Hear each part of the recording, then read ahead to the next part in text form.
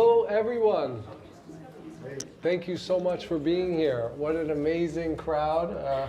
Familiar faces, some new, some old. So thank you all for coming tonight for this, what I hope is going to be a really wonderful discussion. Allow me to introduce, our esteemed panelists. To my right, I have Gail Levin, a distinguished professor of art history, fine art, performing arts, American studies, women's studies at Baruch College and Graduate Center of the City University of New York. She is also the author of a highly praised biographies of Edward Hopper, Jody Chicago, and Lee Krasner, to name a few. She is the acknowledged authority on American painter Edward Hopper. She is the author of the catalog Raisonné of Edward Hopper and an intimate biography, both in 1995, which was a Los Angeles Times Book Prize finalist for a biography and a New York Times Notable Book of the Year, and named one of the best 5 artist biographies ever by the Wall Street Journal in 2007. Wow. Now that I've caught my breath, I will continue. Her work on 20th century and contemporary art has won international acclaim. It's been widely published and translated in America, Europe, Asia, and Australia. Articles range from the theory of artist biographies to explorations of the intersection of American and Asian cultural studies. Her frequent focus on women artists led to the biographies of Jody Chicago and... I already said that. Oh, that's a repeat? Yeah. Jody Chicago, Lee Krasner, and Teresa Bernstein. The Financial Times London chose Gail Levin's Lee Krasner, a biography, as one of the best 5 books of art of 2019. In 1975 and 1977, Levin interviewed and photographed Sonia Delaunay, who figured in her first book, Synchromisms and American Color Abstraction, 1910 to 1925, and figures once again in the Baber biography. In addition, she's also in addition the catalog of the current show Orphism at the Guggenheim Museum. Just cited. Which I haven't been to see the show yet, but I hear it is wonderful. In fact, the author in her youth knew many of the characters in the books. Levin has held distinguished Fulbright chairs in both the Netherlands and India, and was a Fulbright specialist in both Japan and Mongolia, some of the locations where Alice Baber also traveled. And so last but not least, Levin's essay on the Stieglitz Circle is in the catalog for the Morgan Library and the museum's current show on Belle da Costa Green. All right. Please don't make me follow that. You have no choice, so here we go. But also my pleasure to introduce Jody Klotz. Jody is an art dealer and founder of the Jody Klotz Fine Art Gallery, which was originally intended to study Jody originally intended to study acting and dance in college, but became interested in art history after visiting the Metropolitan Museum of Art. She interned in the Old Masters painting department at Christie's, which sparked her interest in the art business. Klotz began working as a private art dealer in New York and Paris in 1980 and opened her gallery in Abilene, Texas in 2000. And we're happy to have her from Texas here in New York. Her gallery features a diverse inventory of art from the 19th century to the present, including Impressionists, Post-Impressionists, and Modern Masters, and post-war art. In recent years, she has cultivated a focus on women artists. Klotz has collaborated with Leslie Feely Gallery to present this exhibition of Alice Baber's work in New York City. And all of the paintings you see here were amassed and acquired by Jody in order to reintroduce Baber's paintings into the canon of female abstract expressionists. I'm Dakota Sica. Hi. So I was formerly the director of this gallery. Some of you might know Leslie too, who recently passed away. So, rest in peace, Leslie. We all honor her legacy. And I'm doing that by continuing what she loved, which was showing and selling art. So without further ado, I would like to hand it off to Gail, who is going to read a section from her upcoming biography. Thank you. And thank you, Jody. And thank you all for this incredible turnout. Thanks.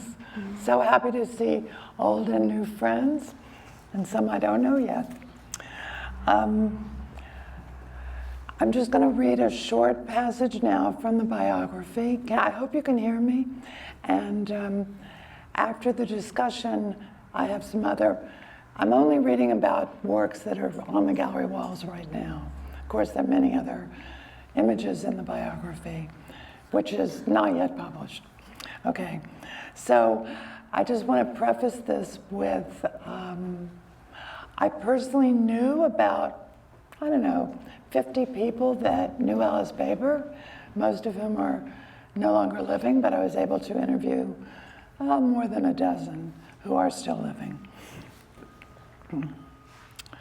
And one of them, Paul Jenkins, she was with for about a decade, and they were married for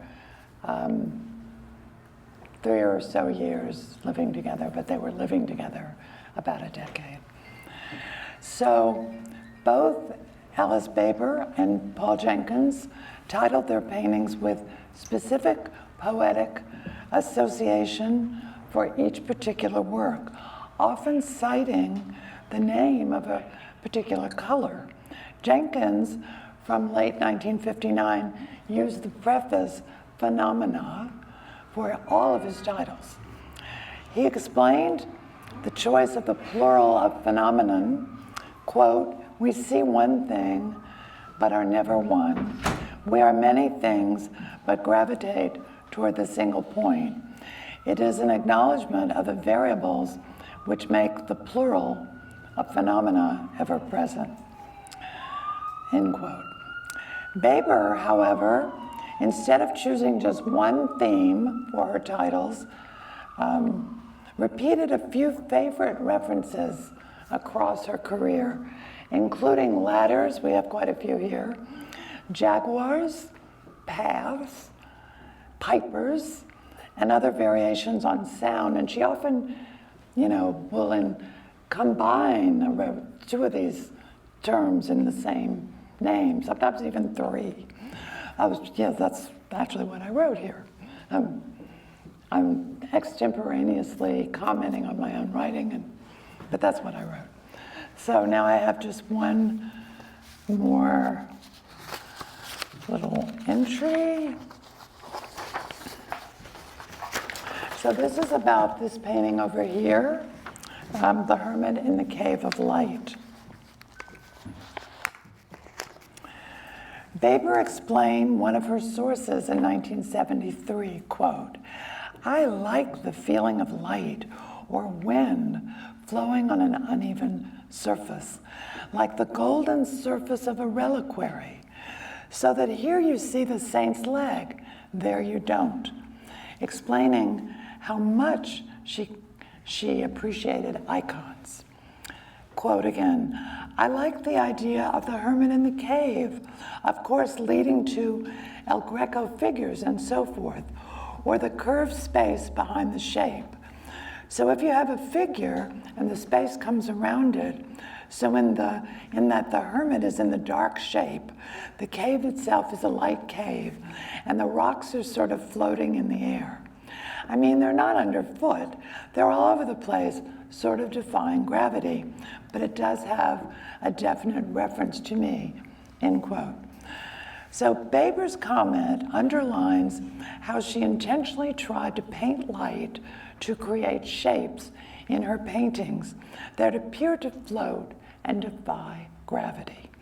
She would play with the thought of such imagery in her 1973 Dance in the Wind Cave and in her 1976 canvas, Hermit in the Cave of Light. In the Dance in the Wind cave, we see that the white light resembles that in the depiction of the divine light in the sky in the upper left corner of El Greco's St. Jerome Penitent from 1610 in the National Gallery in Washington. She later commented, quote, "Light is nearly always mystical. I mean, it would be hard to keep light from being mystical. You'd have to work very hard," end quote. What Baber felt was that spiritual truth was attainable through her subjective experience, and that she could convey such insight through her artwork. And in the biography, which is still in progress, I really try to understand what she left us in the way of direct commentary, both in interviews and in her written papers. I personally am very interested in biographies that are very carefully documented with authentic material. There are other art biographies that are more novelistic, but I hate to read those. I'm, after all, an art historian, and so that's not what I want to write.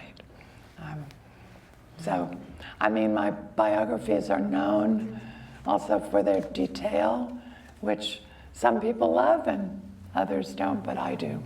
So, thank you.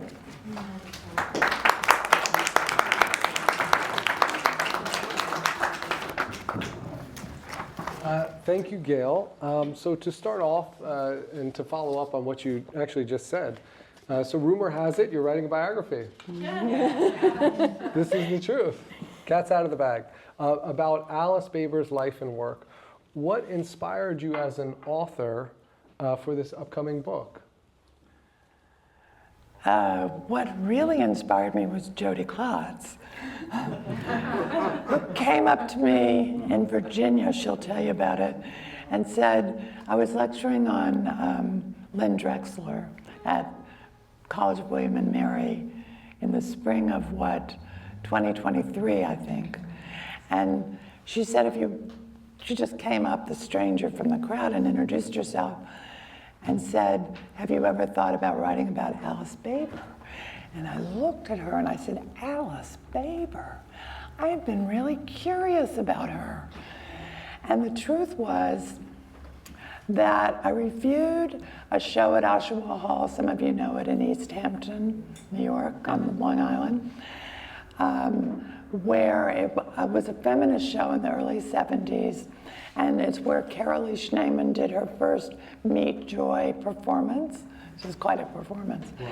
And I wrote about it for the East Hampton Star newspaper, and to do that, I interviewed every living artist who participated in that show, which I believe was guest curated by Joan Simmel and Joyce Kozlov, two living feminist artists that I knew and still know. But Alice Baber, I couldn't interview. She had already died in 1982, tragically of cancer at age 54. But I still wrote about the fact that she was in the show in my article. So that's my first publication of Alice Baber. And I had forgotten about it till this whole project happened. And then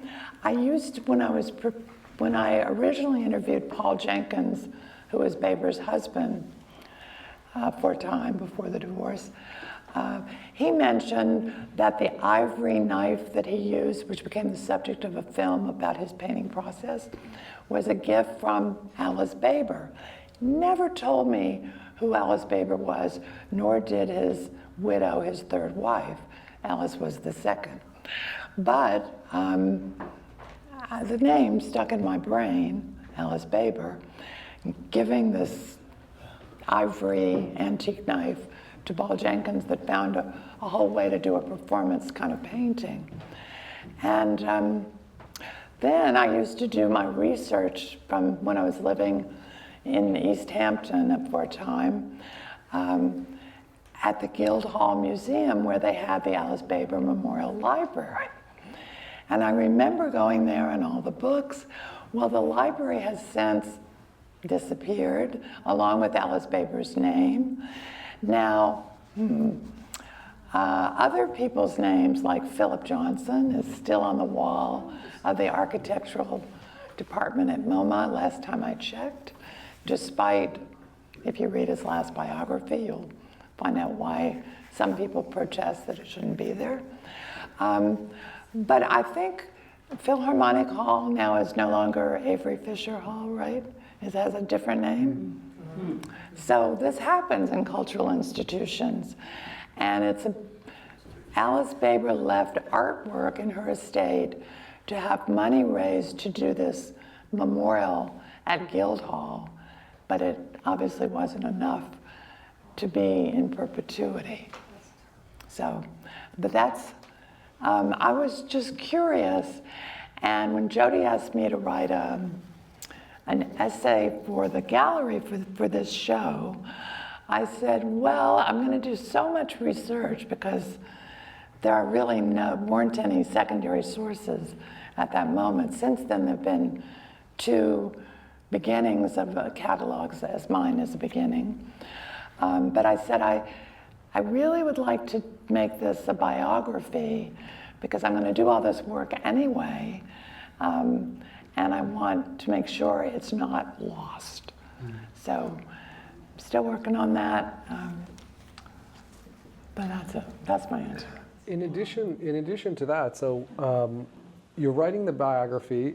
We've also seen a lot of other interest in Alice Baber's work, as of late. Why do you think an artist like Alice Baber has been in obscurity for so long and now just coming to the spotlight? Well, I think you should also ask Jody this, but I'll tell you my theory. So I know a lot of contemporary artists, a few of them are here tonight, and they're dying to get their artworks into the permanent collection of the major museums, including in New York. Alice managed to do that. She was exhibiting a lot. She was getting very good press from major critics, Tom Hess and many others. Tom Hess reviewed her first show very positively. Her first work in a group show, even. Say who he is. Tom Hess is later, well, he became the chief art critic of Art News, and then he got eventually hired to replace Henry Geldzahler as the curator at the Met, and he didn't even last a year. He died of a heart attack at age 58. But it was a big deal to have Tom Hess write in Art News about Alice Baber's work on her first show, or I think it was the first group show, or it was in 58, I can't remember which show, but right there in Art News. And there was a little reproduction of her art. She was amazed.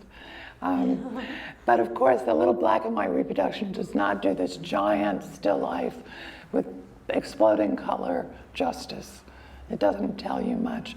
But so why she fell into obscurity? I told you how she died very early, but she was so successful in getting her works into the permanent collections of the Met, the Modern, the Whitney, the Guggenheim,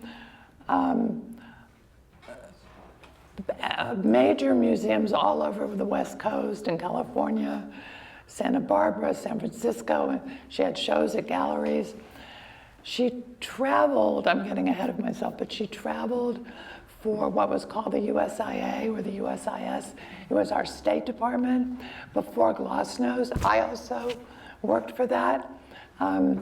If you were a scholar of American art and culture, they would program you in countries they wanted to encourage to be friendly to America. So I gave many lectures that way in Japan, but also in Europe and just many places. But Alice especially worked for them, giving talks about her work, giving talks about American art and women in America. She was a feminist, and demonstrations on how she worked, her methodology. And she left a body of work to the United States State Department. It's in the Art and Embassies. She also exhibited in that. That's a program that still continues. But how did she become so obscure? Well, I've seen recently in deep storage, thank you, the Metropolitan Museum, for showing it to me, because her major painting, which is big as that back wall, basically, was a tiny little black and white reproduction on the Met website that hasn't been shown since they acquired it before her death. So that's like 43 years. It's been in deep storage. Think of King Tut and the discovery of King Tut's tomb. So Alice Baber's about to become King Tut. It may take another few years, but she's got to get rediscovered because she's been buried alive. Oh, not alive. Her art has been buried. And I have to say it's in pristine condition in the Met. And I saw the Guggenheim's very beautiful triptych. And I think it's up to the public to let these museums know that we want to see this work. And I couldn't sleep last night for thinking that the Met should have a program where scholars and the public can nominate works in deep storage and even vote on which ones to bring out and commission a scholar to report on it, and then let the public vote of whether they should stay out or go back into storage. And I think that ought to be pro forma for anything that's never been shown in the last 20 years. So I hope Metropolitan Museum is listening, and Guggenheim and MoMA, but I mean, the Met is doing a beautiful job of taking care of this art, but we like to see it too. Well, you heard it here first, so that's a very interesting idea, really. So Jody, I'm gonna toss it to you now. We heard from Gail how you met and how Gail first was reintroduced to Alice Baber. Do you remember the first time when you discovered Alice Baber's work, and then furthermore when you met Gail? Yeah, I was going to say I wanted my version of meeting Gail. Okay. I know you were going to skip over that question. I met Gail in a very interesting way. And I feel like this was for me the beginning of the real story of elevating Alice Baber, which was something that I was very determined to do. Necessity is the mother of invention. And I had fallen in love with Alice Baber's work, and I'll get to that. And about a year or so later, I had accumulated a pretty amazing body of work by her. I'm not sitting here as a scholar. I'm humbled to sit next to Gail Levin on this panel, quite honestly. I'm sitting up here as an old-fashioned art dealer. I've been an art dealer my whole adult life, and there's only one thing I'm good at and one thing I know, is that I know a good picture. And when I saw my first painting by Alice Baber, I thought, oh my God, who is this? Literally, that was what went off in my head. So I'll get to that, but I had accumulated this body of work, and I've since accumulated more, and I was really committed to the idea of doing something substantive. I had great paintings by the artist, and I wanted to do something that would elevate her and make her more well-known. Now, for those of you who don't know me, I'm from New York. I'm an ex-New Yorker, and I really am a New Yorker, but I've been living in Texas for 20-something years, and I've been... It's a New Yorker in recovery. It's a little bit like Alice Baber in deep storage. I actually haven't... Welcome back. I actually, believe it or not, haven't been to New York in 13 years. That's another story entirely. But I thought, my gallery's in Abilene, Texas, even though I'm really a national and international art dealer. I've been buying and selling art my whole adult life, and I've never worked for anybody, so I'm really, I've built my business up as a dealer on two things: my eye and my instincts. And I'm also kind of a courageous buyer. So I had this body of work, and I thought, how am I going to do something where this is really elevated? I needed a great scholar to give Alice Baber's story, to do Alice Baber's story justice. And I knew of Gail Levin by reputation only. She's one of the most highly esteemed art historians and scholars in this country. And I learned about her giving a lecture, two lectures on Lee Krasner and Lynn Drexler at the Muscarell Museum, the College of William and Mary in Virginia. A few years back, I had a major exhibition of Lynn Drexler, who's another female post-war artist who had really kind of fallen into obscurity. And I had a pretty major exhibition of her work. And on the heels of my exhibition, her market took off astronomically. It's a great story, but not the story of today. But I was quite involved in her coming back into the marketplace. One person of numerous people. But this talk that Gail was giving at the Muscarell Museum, Lynn Drexler was from Virginia. And she went to the College of William and Mary, and that museum had not long before purchased 2 Lynn Drexler drawings from me. So I knew of the museum, I knew the director and the curator. I saw that Gail was giving this talk, and I thought, I'm going to kill 2 birds with 1 stone. I'm going to go meet this director and curator and see if I can't meet Gail Levin and see if I can't find some little moment where I won't seem like a cheap car salesman trying to, sell her something. So I go. She gives this amazing lecture on Lynn Drexler, and to my delight, I see on her great PowerPoint several paintings that I owned that said, courtesy of Jody Klotz on the PowerPoint. After the lecture, everybody's mulling around. This is in the museum exhibition lecture space. And I had gone with a white folder, printed out every one of the beautiful Babers that I had with a checklist. And I brought along a catalog of a really substantial show that I had just done in my gallery called Reemergence, Female Abex and Color Field Artists, Lynn Drexler, Alice Baber, Buffy Johnson, and contemporaries. And I had a few Babers in the show, but they weren't for sale. I just wanted them included. And I had this in my handbag.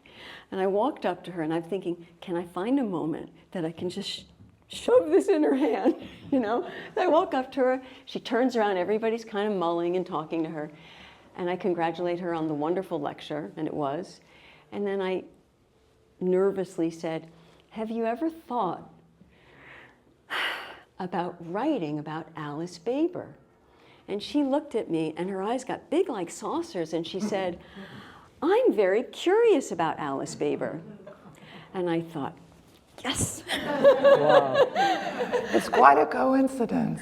And I pulled out this folder and I said, Gail, I'm just a small dealer in Abilene, Texas, but I really love this artist's work and I want to do something substantial. Would you just consider writing for me? And that was how it started. I was impressed that you had flown all the way from Abilene to Virginia. I flew halfway across the country, hoping that I would get that 1-minute window and grab it, and I did, and here we are. Wow, here we are. So speaking of here, Baber arrives in New York City in 1951, and many don't know that she was actually a regular at the famed Cedar Bar and the club. Can you paint us a picture, pun intended, of what the downtown scene was like and Baber's place in it? Well, I think a lot of you know the Cedar Bar was where Pollock got drunk and a lot of other people, and he was very aggressive to women. But it was in the Cedar Bar that Alice talked about, stealing herself up to go there. It was obnoxious. She was a young woman, very attractive.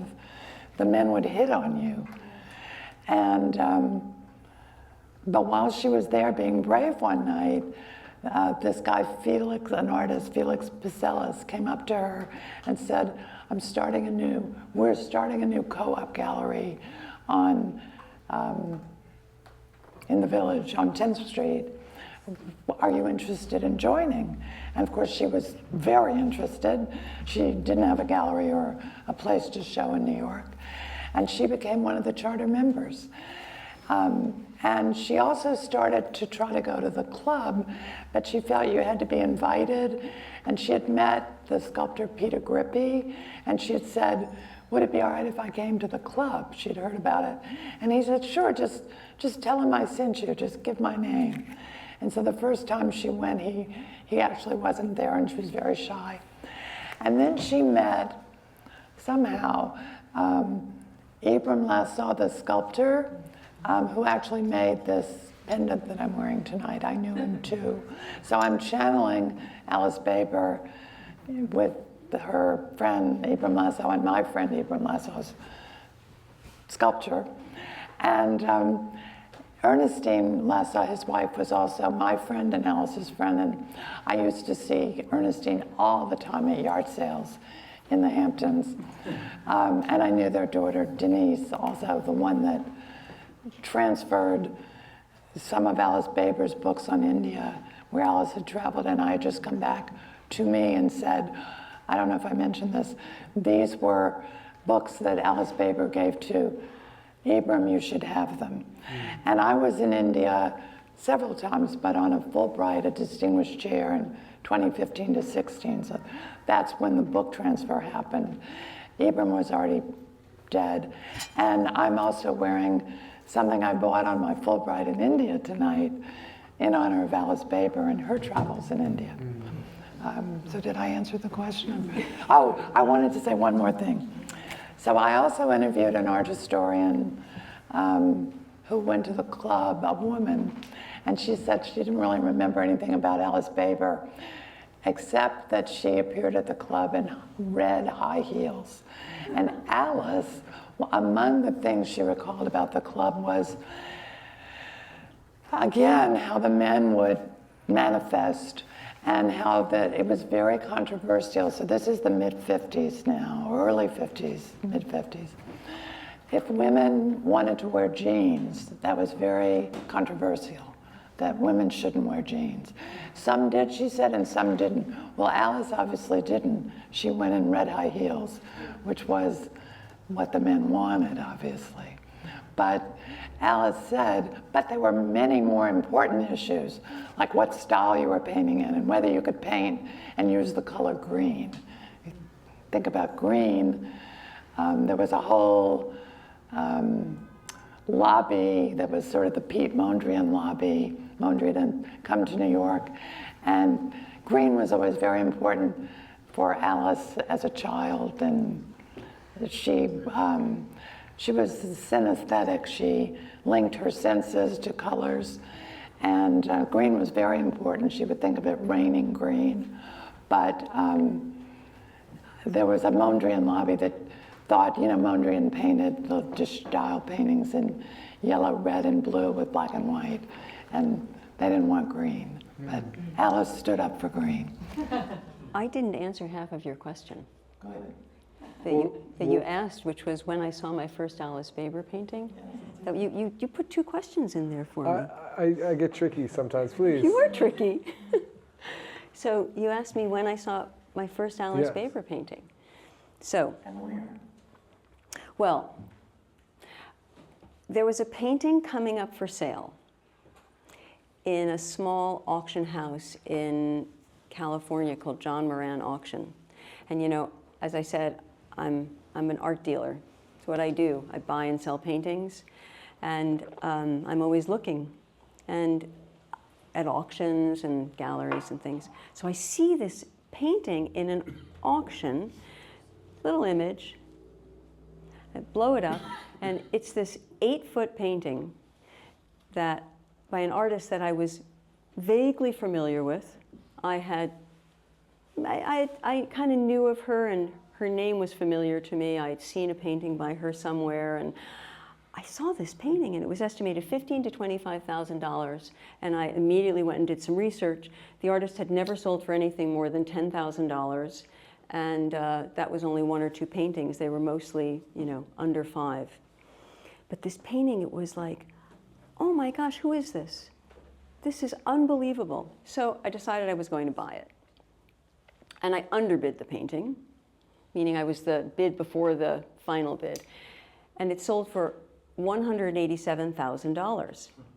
So when I hear people talking about price per square inch and looking for auction comps for values, I have a little bit of a different take on that, because I don't think that way. I think about how impressive and how impressive and important and where an artist is contextualized in art history.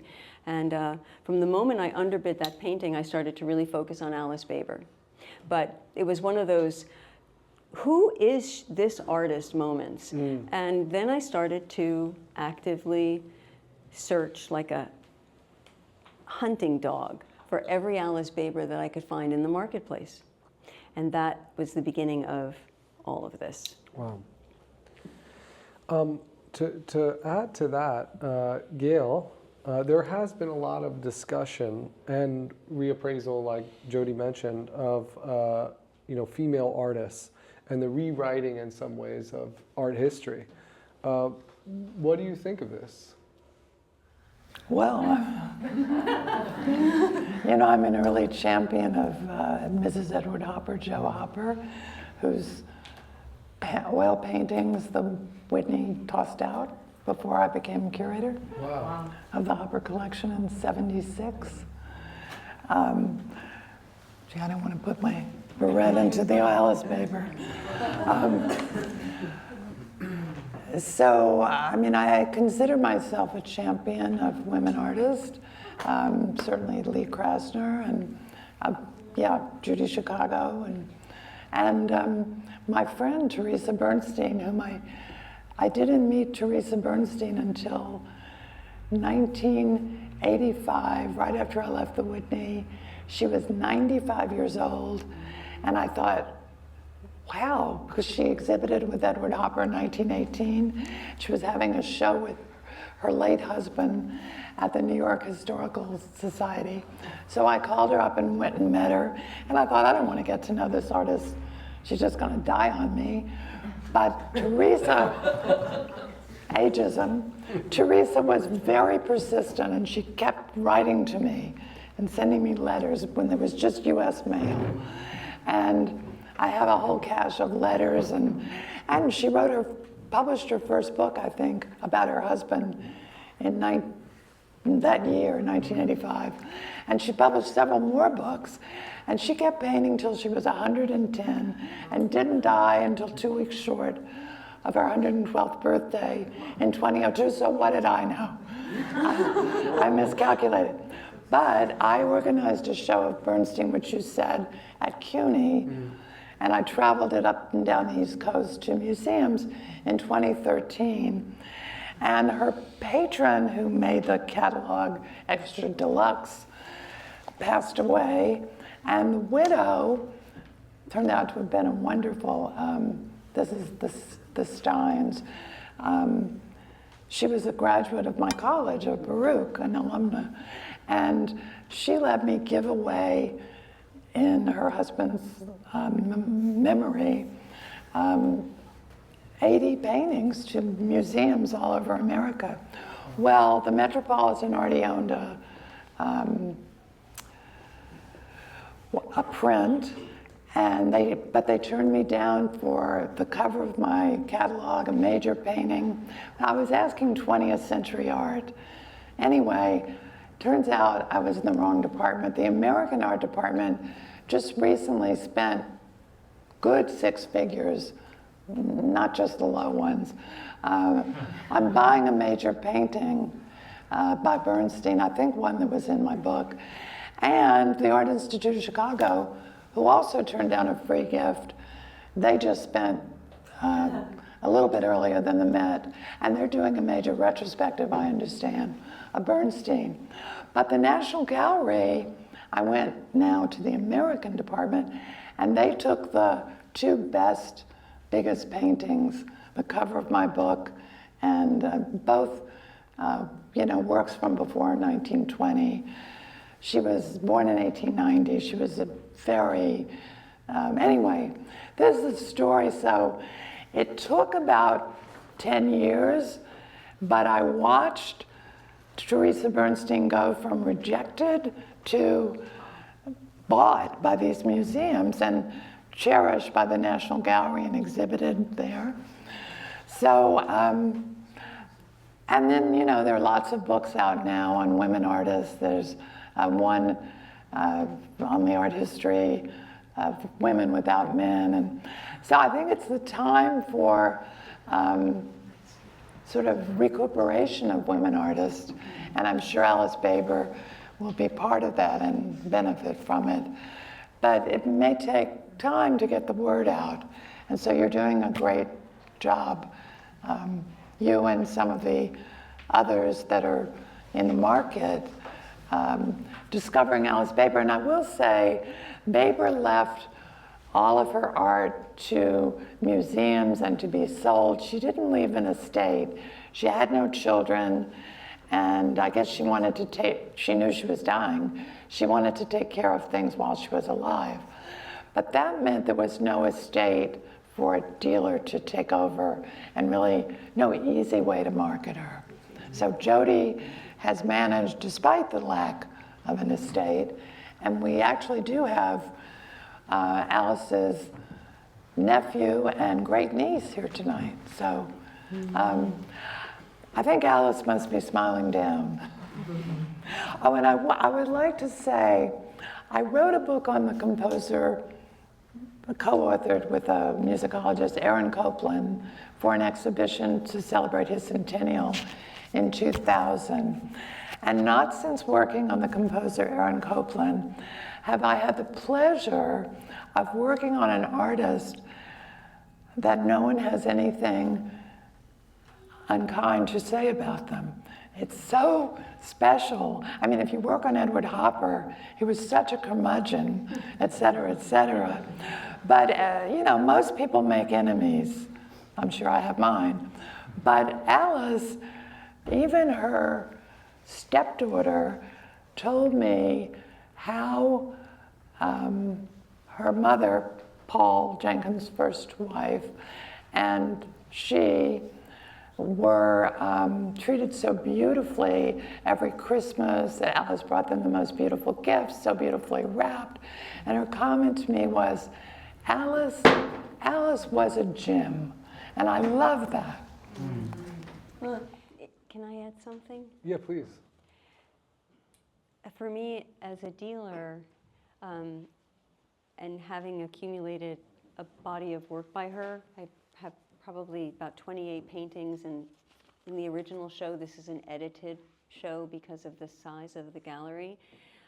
But having accumulated, and there are some more works that I have stashed away, a few, for hopefully the second show after Gail's book is published. But as I've been working with Gail and learning about Alice, and it's become a little bit of a mission, like it feels meaningful having a small role in bringing her into the light, and I care about it. It's, I've started by talking about the first painting I saw and the massive amount of money I almost spent, but I don't want to emphasize that. I have spent massive amounts of money to accumulate all of this, but it feels like and I don't want to overestimate my role, but it feels important to take an artist who was really so determined, focused, ambitious, hardworking. This woman, when you learn about her and read about her, you wonder how she did as much as she did in the short life that she had. She was just extraordinary. And to see that she became so obscure. And now, because of Gail, collaborating with me and for taking it further, we are making a difference in making Alice Baber more well-known, and it's so merited, and it's important to me, and I want to say that.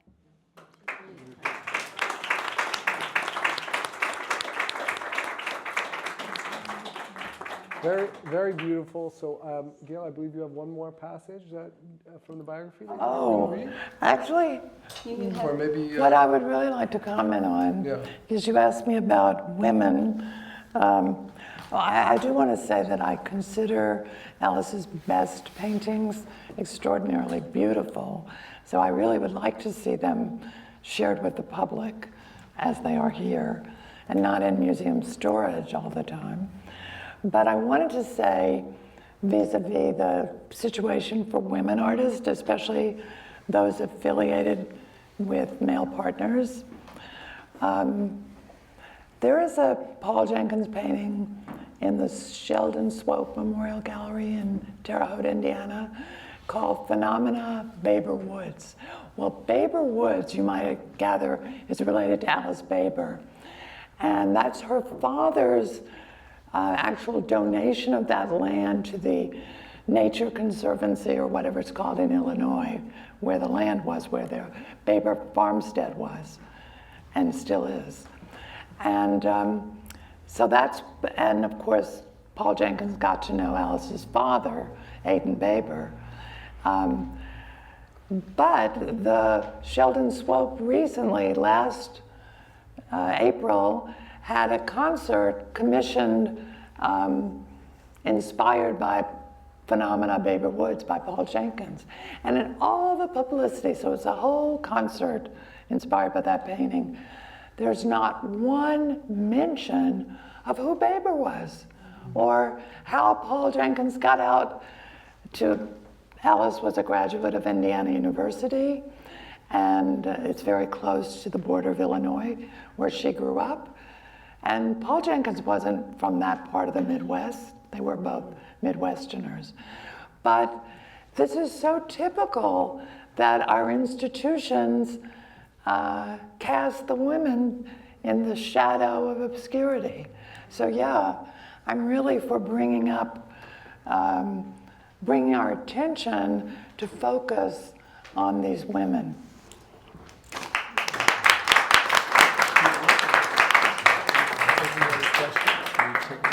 Yeah, I can take a question. Well, we're up on time, but we'll open it to we can open it up to the audience. Okay. Yeah. So we just have time for just a few questions. If anyone wanted to ask, Gail or Jody, please, don't be shy.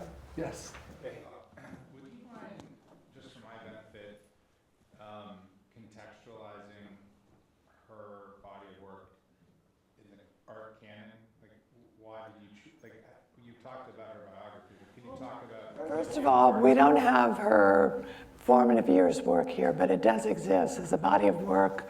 I mean, the influence of Max Beckmann when she's in college, and others, the German expressionists who came to Missouri where she was studying, not to her university, but to the town where she was studying. But then she comes to New York, and she is exhibiting in some group shows. Even she meets Rothko, she meets Pollock very briefly on the beach. She didn't really know him, but she meets him. But she certainly knows the abstract expressionists. She's not considered an abstract expressionist, but her early paintings were thick when they were still figurative, representational. But then she developed this special technique, which really comes out of her experiments with watercolor, but she called it stain and lifting, and so you get this luminescent. And she was very early influenced by the quilts in her family home, and the light coming in the window on the quilts, which is a little bit like abstraction. But you could also compare her work we have here to what's called color field painting. She's not quite a color field painter. I consider her very original, almost in and of herself between abstract expressionism and color field painting. She's the exact contemporary of Helen Frankenthaler, whom she knew slightly, but Helen had a long personal relationship with the American art critic, very influential Clement Greenberg. Alice was also the exact contemporary of Hilton Kramer, whom she knew. He was also had an Indiana connection. He never wrote about her, though, but they were friendly. And Alice becomes very important in the feminist movement in the early 1970s. There are extraordinary attacks, really critical attacks on her work. They're not all hostile, but there were male critics saying, ooh, these are so good-looking paintings, but I'm worried there's some feminist imagery in them. And guess what? There was in some of them, and even in Jody's catalog, which you can already read, I outline that. But we're kind of back in that time when women are seen again in the recent election as threatening to some men, and that's how it was then. But Alice was an extremely activist feminist to help women artists show. And actually there's a recorded interview with Alice in the early 70s where she speaks up for the fact that museums should show more women artists, more artists of color, or also black artists. I'm not sure if I remember the exact language, and returning veterans. So she's talking about especially World War II, but I think maybe the Vietnam War too.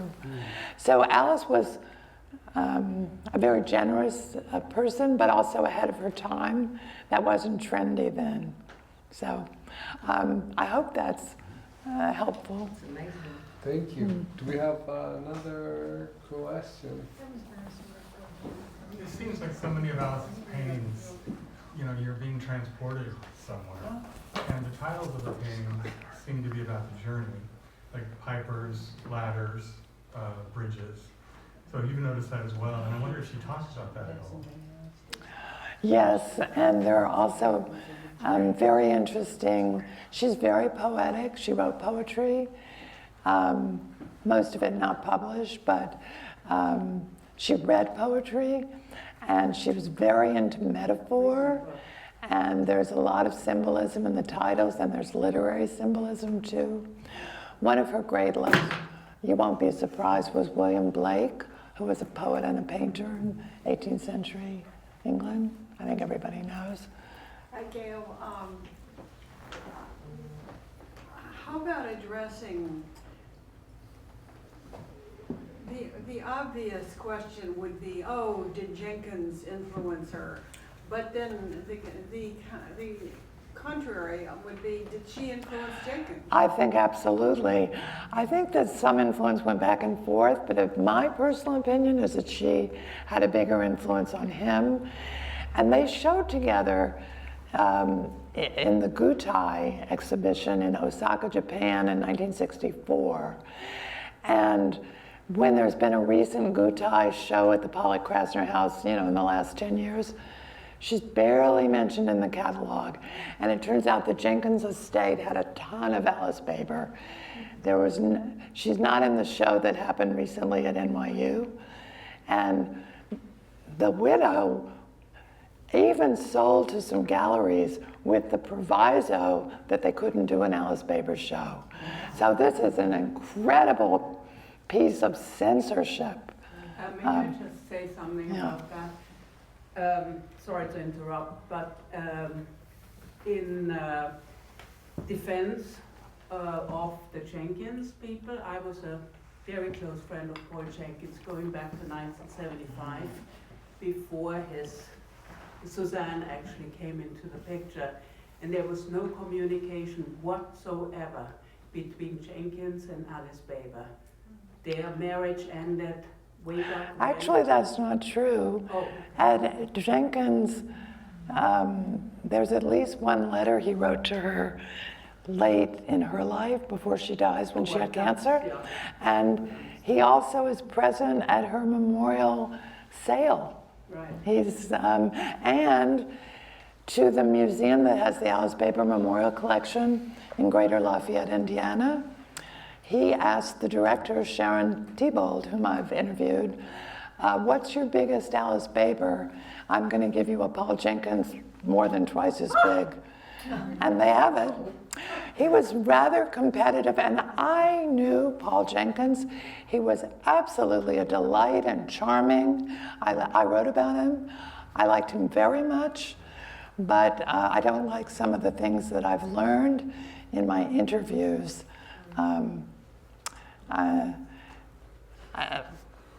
Yeah, no divorces. But it's not just that. It's, well, I think he had a typical male ego. And in those days, it's not so easy to have your wife be the center of attention when you're traveling. But he never, in any of his catalogs, he said he had a two-person show at the Osaka Museum, the Osaka Pinacoteca. He never said who the other person was. But to be fair, Alice, while she was alive, didn't say it either. So he was unfaithful. They had a bitter split up, which is kind of sad. But that's also not unusual with the men, nor is his heavy drinking unusual for that generation. So I don't mean to demonize Paul. I liked him very much. But I'm very disappointed with what I learned in his treatment of Alice. Sorry, but Well, you'll have to read it in the biography when it comes out. Thank you all so much.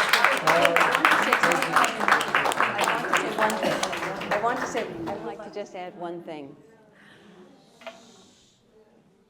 When I had this exhibition in Abilene, Texas, I looked around the gallery walls every day and I thought, these paintings are so beautiful. I need to get more eyes on them. These paintings merit having more eyes on them. And a light bulb went off in my head. If you can't bring Muhammad to the mountain, you bring the mountain to Muhammad. And bringing this exhibition to New York was a big undertaking, and I had the idea, and the first person I talked to about it was my friend Dakota Sica, who in the journey I had of mounting the Alice Baber exhibition was supportive, encouraging. He was a resource for me. He found some paintings for me and made me feel like what I was doing mattered. And when I had this idea, the first person I talked to about it was Dakota. And I said, Dakota, I need to get this show to New York. What do you think? Could I do it with you? And he said, that'd be great. And so what I wanted was to get more eyes on these paintings, and looking around and seeing all of you, a few of who actually made a pilgrimage to Abilene to see the show, I know that it has been successful because you're all seeing her work and hopefully appreciating it and will love it as much as we do. and tell your friends. Thank you, thank you. Please have a drink, enjoy. Thank you for coming.